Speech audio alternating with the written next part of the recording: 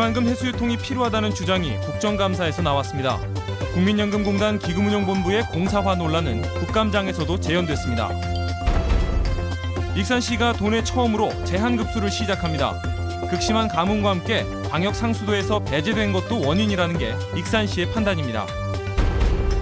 주민지원 사업으로 설치된 태양광 설비가 당초 계획과는 다른 값싼 시설이란 주장이 해당 주민들로부터 제기돼 논란이 일고 있습니다. 여러분 안녕하십니까? 전북권 뉴스입니다. 국민연금공단에서 기금운용본부를 독립시켜야 한다는 요구가 또 나왔습니다. 이번에는 국회 국정감사장이었습니다. 역시 새누리당 의원들의 주장인데 도내 의원들은 아예 전북 이전을 막으려는 저의가 아니냐며 강하게 반대했습니다. 유룡 기자의 보도입니다. 전주로 이전한 뒤 처음으로 열린 국민연금공단에 대한 국정감사. 새누리당 의원들은 500조 원의 기금 운용을 공단이 도맡는 것이 바람직하냐고 지적하며 독립공사화하는 방안을 압박하고 나섰습니다. 공공기관장이 국민연금 기금운용본부 독립을 추진하는 정부 정책을 줄기차게 반대해온 월권행위는 반드시 엄중히 문책할 것입니다. 새로운 기금운용 체계가 필요한 겁니다. 마치 덩치는 커졌는데 발에 맞지 않는 신발 억지로 구겨 신고 달리는 것과 유사한 것입니다.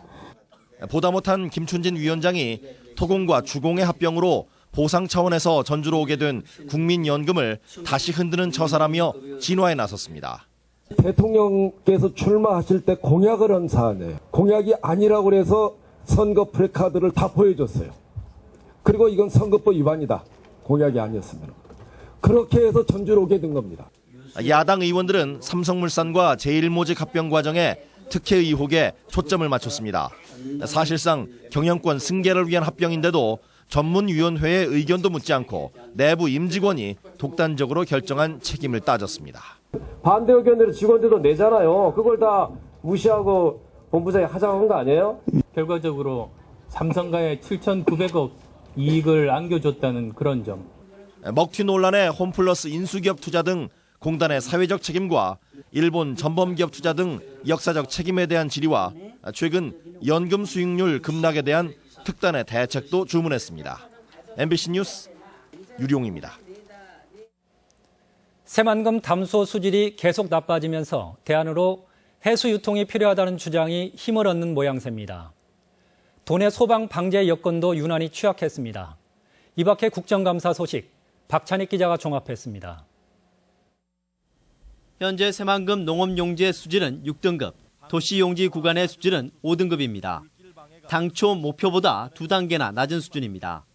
이 때문에 국회 국정감사에서도 해수 유통의 필요성이 강하게 제기됐습니다. 농업용수로도 쓸 수 없는 수준이라며 담수화 계획을 철회하고 해수 유통을 해야 한다는 것입니다. 새만금호 담수화 계획에 대해서 전면 재검토를 하고 그에 기초해서 도시계획을 다시 짜야 된다고 생각을 하고 있습니다. 전라도의 열악한 소방 장비와 인력도 국감에서 지적받았습니다.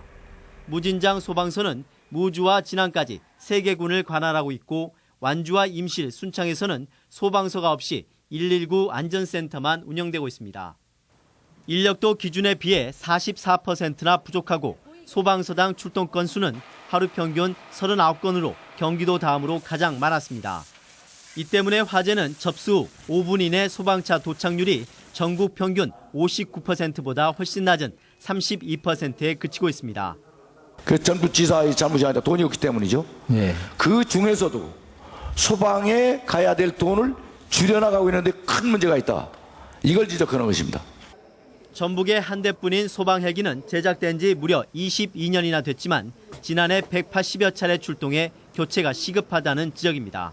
22년이면 이거는 외국 같으면 이미 없어졌어야 될 기종이에요. 그렇습니다. 전북경찰청은 최근 4년간 사격평가를 대리로 한 경찰관이 136명이었지만 솜방망이 처벌 때문에 개선되지 않고 있다는 질타를 받았습니다. 또한 엽기 살인을 저지른 오원춘 사건을 계기로 도입된 112 콜백 시스템의 경우 접수 후 신고자에게 다시 전화를 거는 콜백률이 고작 2.1%에 불과하다는 쓴소리도 나왔습니다. MBC 뉴스 박찬익입니다.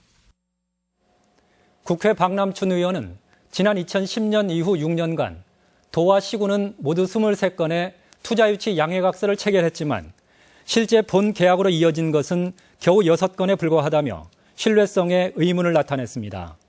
박 의원은 특히 단체장 선거를 앞둔 2012년과 13년 양해각서 체결이 큰 폭으로 증가했다며 선거를 앞두고 성과 포장용 아니었냐는 의혹도 제기했습니다. 국회 황인자 의원에 따르면 도내에 설치된 CCTV는 모두 8,300여 대로 이 가운데 화소가 100만 미만인 저화질은 석 대 가운데 한 대에 가까운 29%에 달했습니다.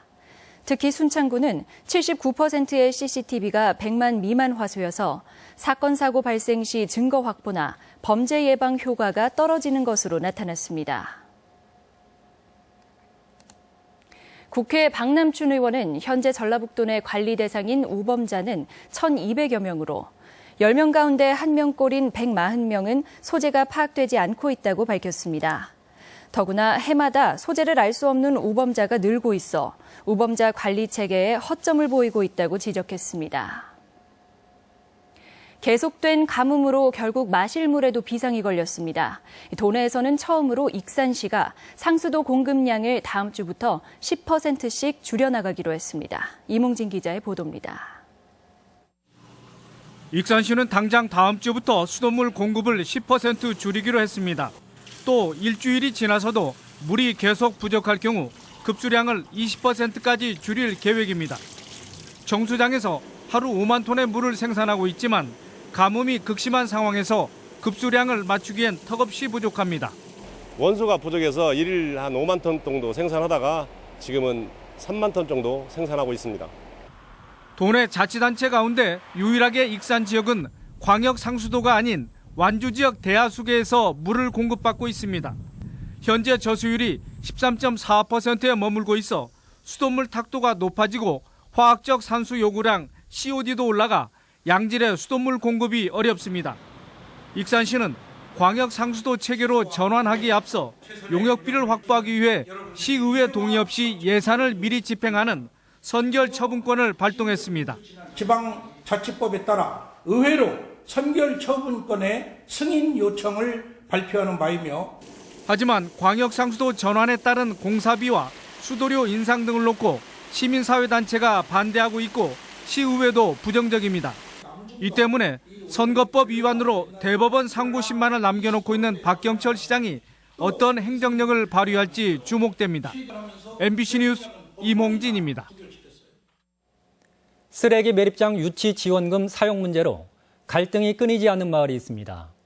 지원금 횡령으로 홍역을 치르더니 이번에는 태양광 설비 문제로 또 논란입니다. 이경희 기자가 취재했습니다. 전주권 광역 쓰레기 매립장이 들어서게 되면서 지원금을 받게 된 마을입니다.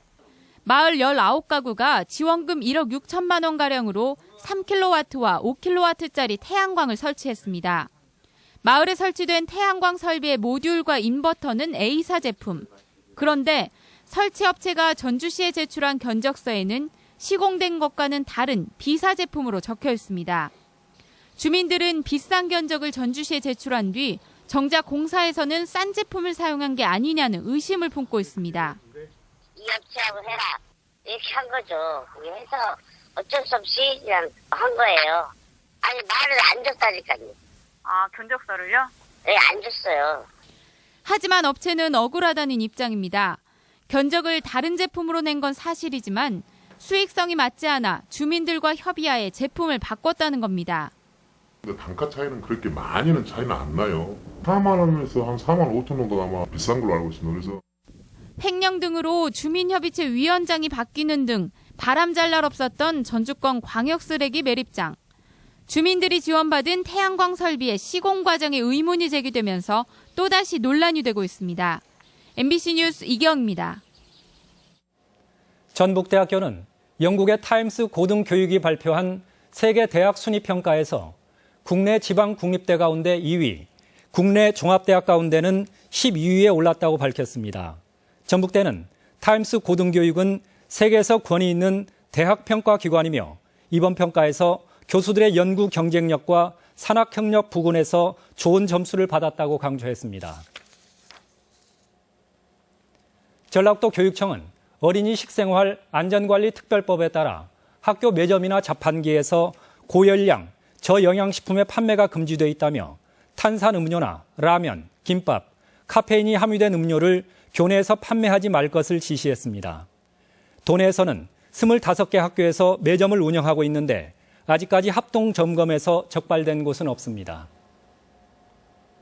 농민회 전북도 연맹은 오늘 오전 전북도청에서 기자회견을 열고 풍년으로 쌀값이 하락하는 상황에서 정부가 밥쌀 수입을 강행하고 있다고 비판했습니다.